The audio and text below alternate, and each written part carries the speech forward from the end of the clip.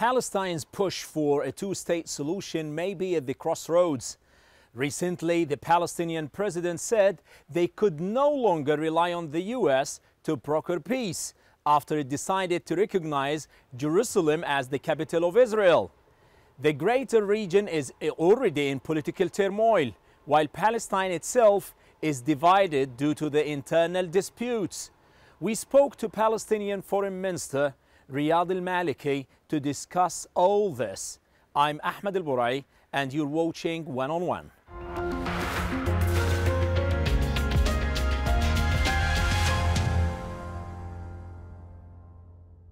Thank you, Mr. Minister, for talking to TRT World. Thank you. The first question I'd like to ask you about your relations as the Palestinian state with the United States. After 1 year of Trump's presidency, how do you evaluate your relations, especially with the recent measures taken by the Donald Trump administration toward the Palestinian cause? Well, we could divide it into two parts. Since the inauguration until the 6th of December, and then, afterwards.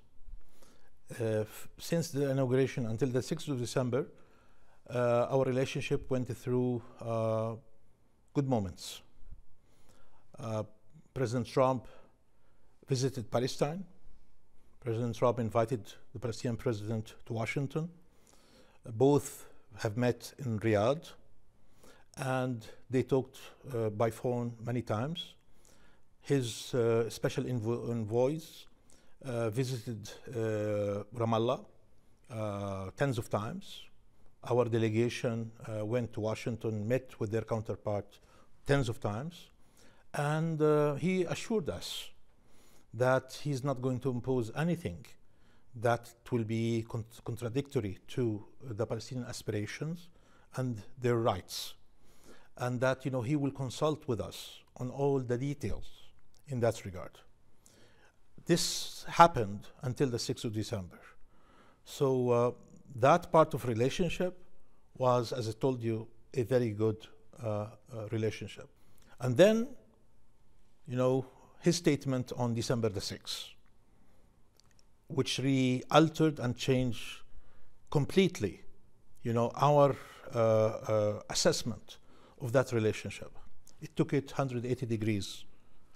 And it was a shock, because days before that, our negotiating delegation was in Washington, talking to the same, Kushner, Greenblatt, and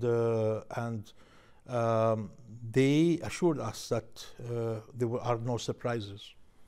Then, to hear about his decision to recognize Jerusalem as the capital of Israel and to decide to move the embassy, the American embassy, from Tel Aviv to Jerusalem.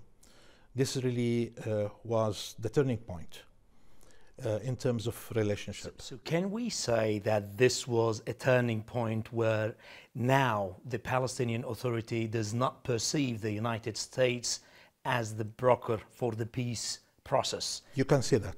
We can say that. Absolutely. So what are the alternatives if the United States, the superpower, is not the main mediator between the Israelis and the Palestinians for any peace negotiations? Who's going to be on the table? Well, the rest of the independent countries of the world, the 192 remaining countries. We can say, we don't want you. And we, the weakest part of the whole formula, we have the guts to stand up and to say, not only that we do not want you, the USA, we will not allow you, the USA, to play that exclusive brokerage role in the peace process. Do you still have hope in the peace process, in the two-state solution, after Trump spoke about one-state solution? Benjamin Netanyahu, on the other hand, is speaking about the Jewish state, and you, as the PA, should recognize Israel as a Jewish state. Do you still have hope after 25 years of negotiation that you will come out with some solid results from these negotiations? Yes, it depends on the following. First of all, it might be that Israel is the only country in the world that doesn't believe in a two-state solution. Even the US, they didn't say that they don't believe in a two-state solution. President Trump said, well, two-state solution, one-state solution, doesn't matter as long as both parties agree on that. So, you know, he kept himself neutral, knowing that he knows in advance that Israel doesn't believe in that two-state solution. So only the United States does, only Israel doesn't believe in a two-state solution. The rest of the world, reconfirmed their support for the two-state solution, including the EU. We were just, in Brussels last week, where President Mahmoud Abbas, addressed the Ministerial Council, European Ministerial Council, and there they reiterated, all of them, their commitment to the two-state solution. Because, if you reject the two-state solution, what you have instead, you will be having a one-state solution. In that one-state solution, there are two parallel paths. You have to choose between them. The first one, it's the democratic path, which means, one person, one vote for the whole population that lives in that territory. It's called historic Palestine, between the river of Jordan and the Mediterranean. There, in one person, one vote, in a democratic process, under one state solution, we demographically, the Palestinians, in less than 2 years, we will become a majority. The second parallel option is apartheid, where we are talking about one state with two systems. One state, but two systems. One system exclusive for the Jews, and one system for the Palestinian Arabs. And this system, an apartheid system, is a system that we will reject, a system the international community will reject. So the first approach, a democratic approach, the Israelis won't accept because it will take away Israel as an independent state. And the second approach we won't accept because, it is an apartheid. But back to the United States, and if the United States says, no way this is going to happen, and I am the godfather of the process, they do have the leverage on the Palestinian Authority. They do have the financial support they're going to cut. They're blackmailing the Palestinians. They cut already the financial support. So what else they can do? Congress has decided to cut all financial support. You know that, in the last 3 years, they cut their contribution by half. And Congress just recently, cut all financial support. So we cannot be more than worried about that. So they have used this argument, so they cannot keep using it. But any departure from the United States orbit for the Palestinian cause is going to have dire consequences. Like you know what, about like that. Like what? It's the Maybe only I'm not power, aware of that. It's the only power in the Middle East. If they want peace, they can impose peace on the Israelis. Who else can practice more pressure on Netanyahu? You are trying to convince me? Look. That's not true. That's not true. The Israelis are always saying that they cannot accept anyone else but the Americans. Let's be more pragmatic, Mr. Minister. I'm extremely pragmatic with you. Who in the Arab country is supporting your proposition? Who in the Arab... My proposition? What you're talking about now... All of them. All of them are allies to Donald Trump. Wait a minute. Let me just, refresh your information and knowledge. I dare that a single Arab country will stand up and will say, we are in favor of taking Jerusalem out of the table of the negotiations. It's always been clear? It's always been Is it clear? Very clear. Very good. It's Thank you. always been the case that the Palestinian Authority is always realistic. But now when you look at realistic and very pragmatic too. Good, that's fine. But now when you're looking at this, the Arab world is trying to have more intimate relations with Israel. They're trying to have more normal relations, whether we like it or not. It's clear. Everybody is speaking about it. I don't have a proof. No, speaking, but the point is, come on. The enemy in the region is Iran, where the others, they're trying to form this kind of coalition against it, and Trump is there. So the Arabs are not going to abandon these kind of relations unless they get rid of the Palestinian cause once and forever. That's what they're saying. Look, I care less. I care less what I read in the media. I care less. Because at the end of the day, that information that's being really leaked or put in front of us, it's really being prepared by a certain country with a special intention and specific purpose. Just to send you a certain conclusion, like the one that you thought is correct. You are telling me that the Arabs are doing this kind. They are approaching Israel. They are improving their relationship.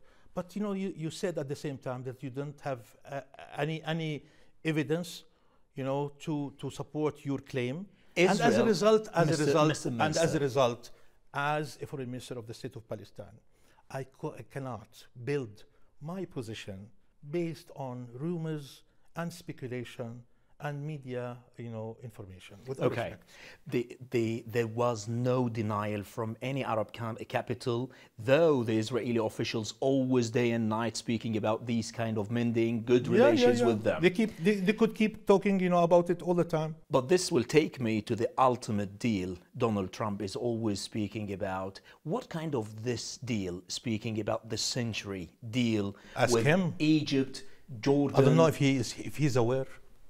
He doesn't know about it. I don't think so. Do you think there is an ultimate deal to have an alternative homeland to the Palestinians? Alternative? In Sinai, in the peninsula of Sinai, and in Jordan? That's stupid. That's stupid. That's illogical. That's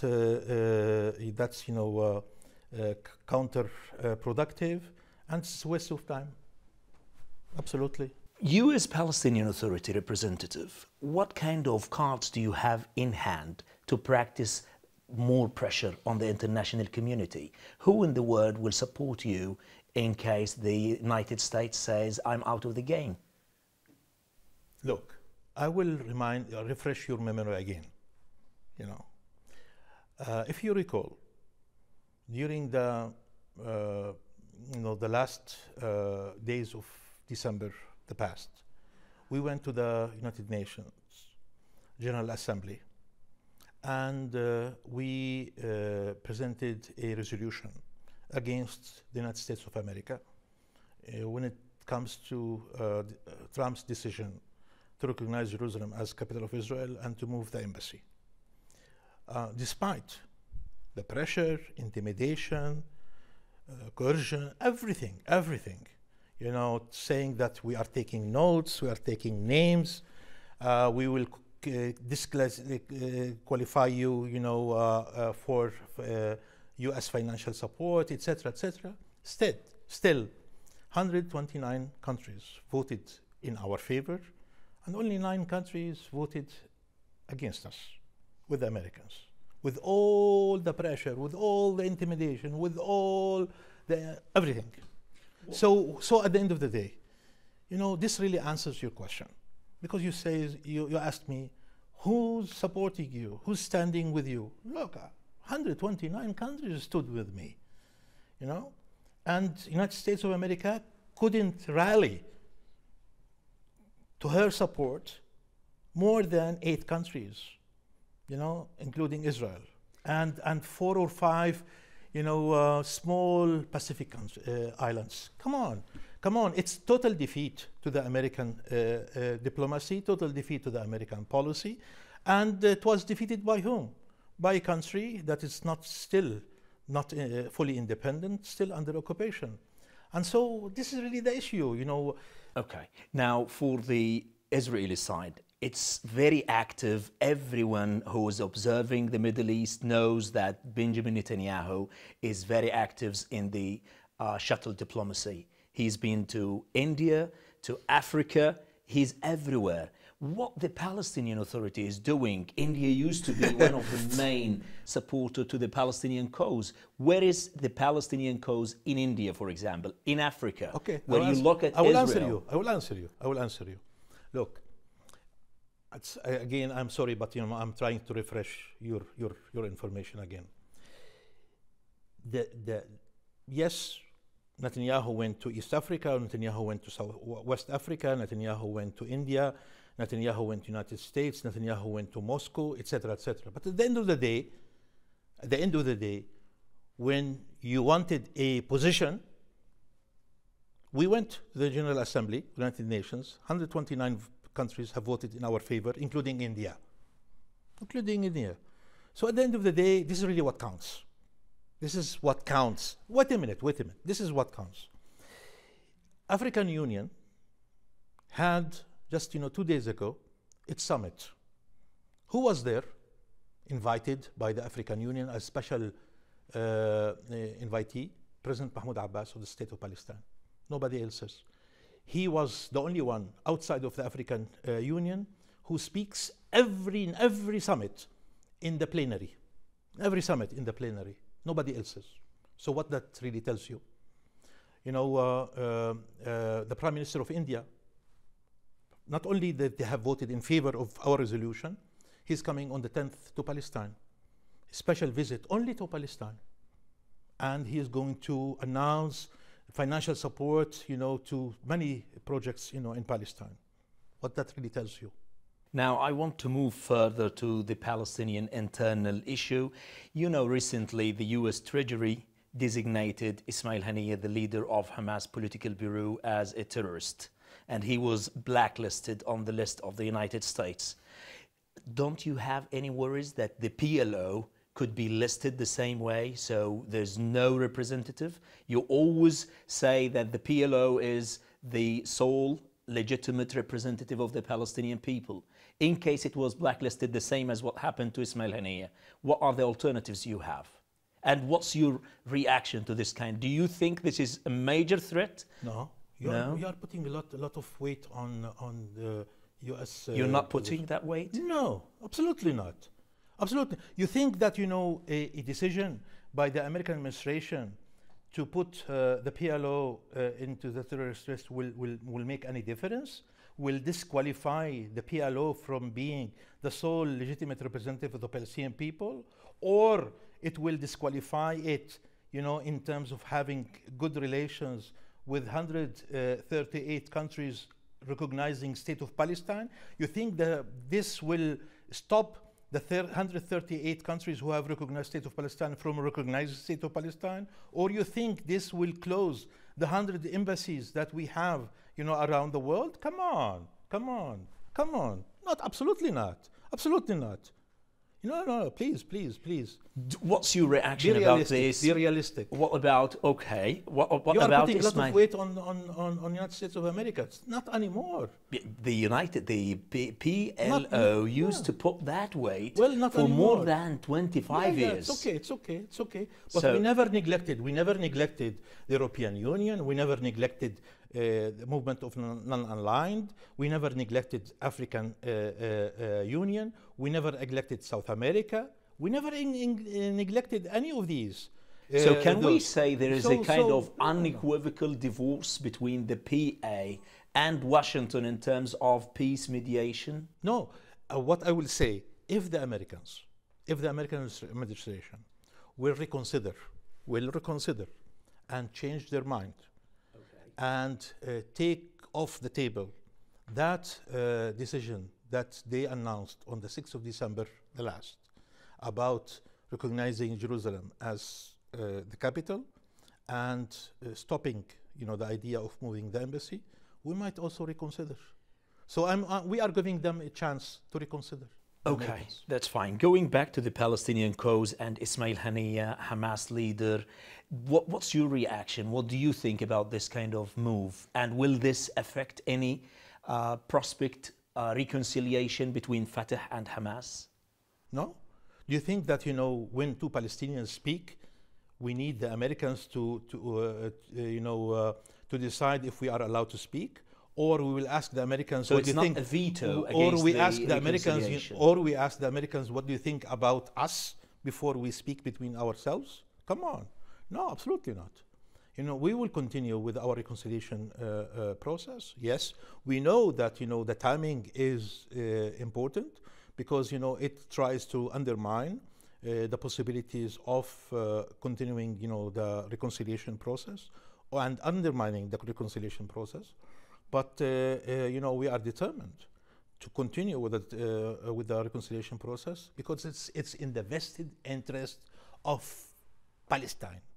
Do you have any deadlines? So the Palestinian national interest comes before anything else. Good. How many times do you need to meet as Fatah and Hamas, the main big factions of the Palestinian political spectrum, to reach this reconciliation? It's almost 13 times now. Who knows? Could be hundreds of times. What's the problem? Do you have any deadlines for this reconciliation? No, look. We had this division for the last 10 years. And during these 10 years, many facts were changed and many bodies were created. So you cannot just, with a simple decision, erase all of that. It will take time. You have to convince very more, interest elements within Hamas in Gaza who will lose certain power, certain control. You have to resolve certain pending issues. You have to resolve important issues like security, like weapon, all of that. And so it is really a matter of believing in the process, determining to continue the process regardless how long it will take. But while this took almost 10 years now and more, people are dying, the economic conditions, the ramifications of these kind of split row between the two factions. That's why the conditions in Gaza, for example, is very dire in terms of the humanitarian aid, the economic conditions. I don't need you to remind me of that. We know that, and that's why we have been working. What are you doing on the ground for these people? Come on. Look, 58% of our budget, our national budget, goes to Gaza. Despite that, Gaza contributes zero to the national budget. So, no, we are responsible. So the PA doesn't take any taxes from Gaza? No. No taxes? No. Hamas take all the taxes? Until this moment. Even until this moment, after starting the reconciliation process, months after starting the reconciliation, still Hamas collects everything in Gaza. So, look, we are not giving up our responsibility towards Gaza. The people in Gaza, they are our people, and we are responsible to them. And that's why 58%, despite that the contribution is zero, despite that demography is less than half, still they are getting more than half. 58% of our total budget goes to Gaza. We are very responsible about it, and we never turned our back to their needs. This is really our responsibility, and we have been doing it. There is a reconciliation, and there is no reconciliation.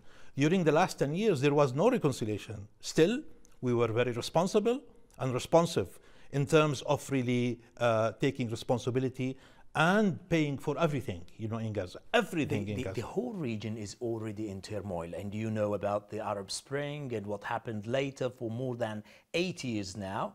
And the observers are saying that the 2018 is going to be a very crucial year for the Palestinian cause.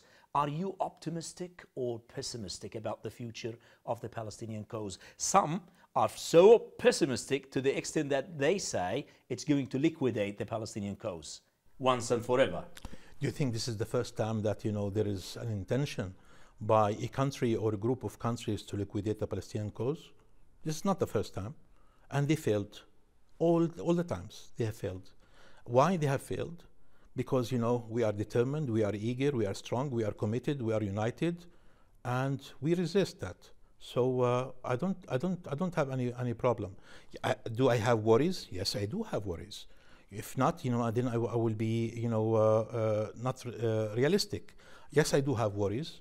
I know what it means, when the United States of America works against you. I know what it means when the United States of America and Israel work against you. But I know that at the end of the day we will succeed. We will overcome. Yes. Am I optimistic? Absolutely. As I know that in half an hour I will be taking a plane to Istanbul. I'm very realistic, but I'm very optimistic. I know that we will succeed. I know that the occupation will end. I know that we will have our independent Palestinian state. I know that. Thank you, Mr. Minister, for talking to TRT World. It's a pleasure. Thank you. Thank you.